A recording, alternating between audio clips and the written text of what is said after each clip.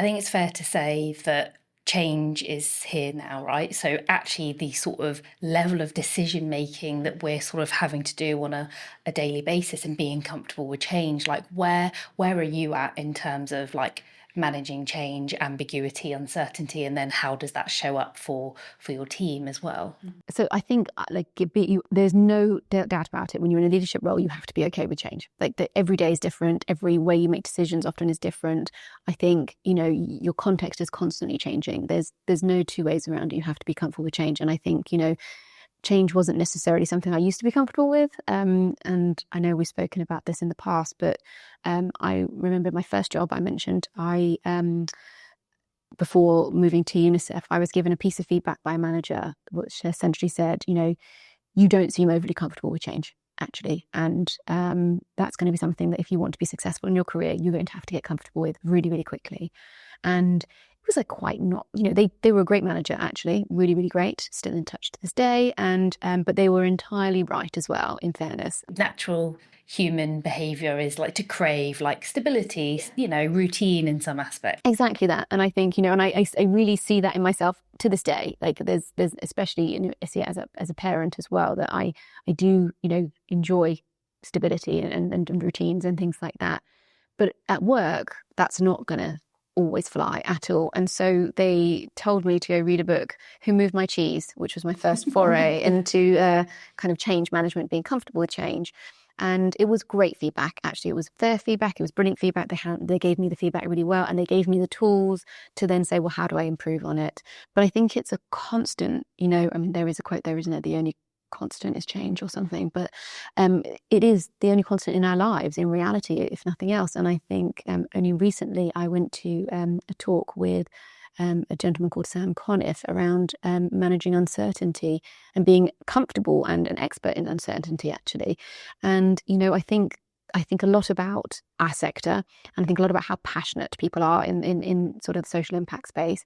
And actually with that comes often a desire to make change and to be part of things. But I also think our sector is one that's quite uncertain as well.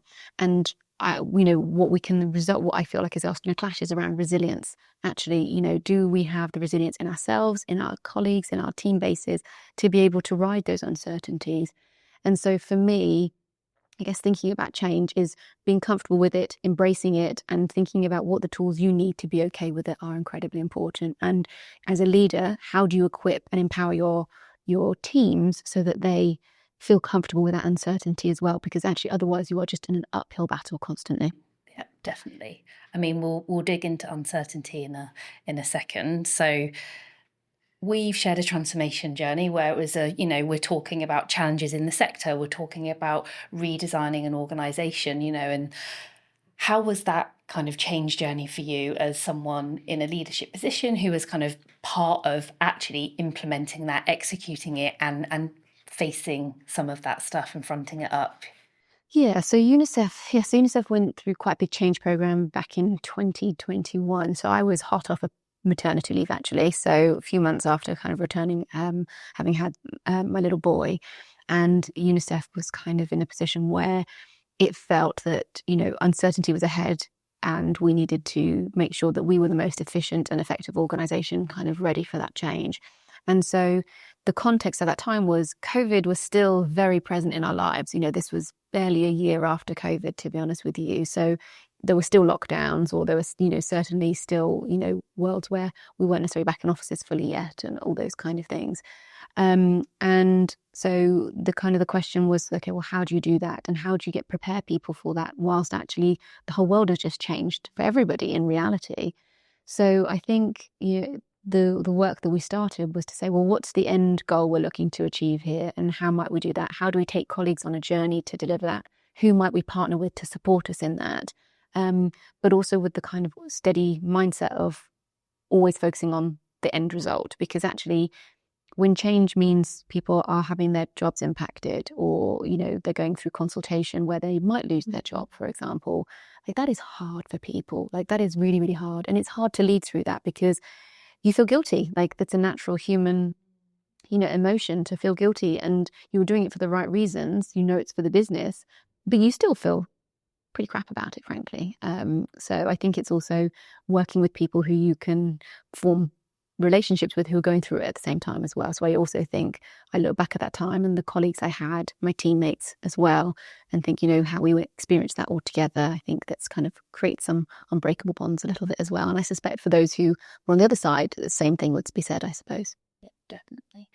And so this idea of uncertainty and ambiguity being a constant. So Rebecca at Manifesto, this was something that you were sort of really kind of leading the charge on a couple of years ago, actually. So it was a similar sort of time, really thinking about, okay, well, if we're about to integrate some businesses and we're sort of clashing some human beings together, but we can't give certainty, okay, what can we do to kind of help people through this process? And so actually Sam Conniff was a big part of our journey as well. Yeah, so I think a similar time that you were just undergoing your sort of the beginning of your sort of change chapter at that point, we worked really closely with Sam and we took the whole agency through his kind of uncertainty experts training.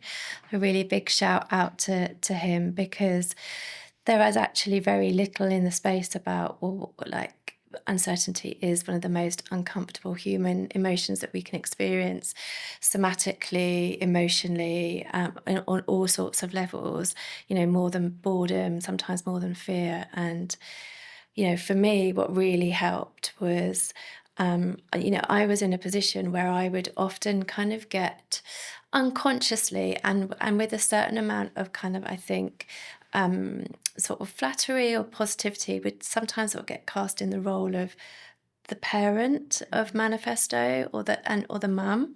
Sometimes it was Mamifesto or Mamifesto. And I was like, okay, I'm not your mum. There's like a zillion questions that I don't know the answer to, and I'm really ready to work through them with you, but I need you to take accountability for how you're showing up as your adult self in work. Mm-hmm. And when you understand what's happening to you when things are uncertain, then we can move through that much more quickly. I really loved, for me, the way that he broke it down into those different chapters, and this is why your brain goes offline. This is, these are the things that you can do. But was there anything in particular that really resonated for you? Yeah, I think, before I answer that, I think your point around kind of people having responsibility to show up for and have accountability for their own self, I think is incredibly important, because I think it is really easy to defer to an organisation or to your manager or to your, senior leadership team to have those answers. But we don't, and we shouldn't. We need to build an organisation that has the right structures and processes in place and the right culture. But actually, it relies on people to show up and be accountable. And I think otherwise it does create a parent-child relationship. And I feel quite passionate about not that dynamic. I certainly only have room in my life for 2 kids. But also that's not what they need from us. It does them a disservice, I think, when that happens, because actually, they're not kind of recognising their agency, I suppose, more than anything else. So that particular point I entirely agree with. And I think with Sam, being comfortable with that feeling of uncertainty, I think just the general ethos around it is what struck me, is that, he talked about an example about people being desperate for an answer, even if it's not the answer they want. They would still rather that than being in a place of uncertainty and uncomfortable in that. And I think I see that in myself, for sure. But, thinking about, when I went to this session with him, I was thinking about, okay, well, what is it the organisation's role? What is it that we can do to equip our teams to feel more comfortable with it, to allow them to recognise when they're feeling uncomfortable and to not necessarily to fix it? I think that's the other thing. It's a very natural thing to want to fix it for people, fix the situation, or if someone's unhappy, how do we fix it? But sometimes just to be okay with not being the fixer as well.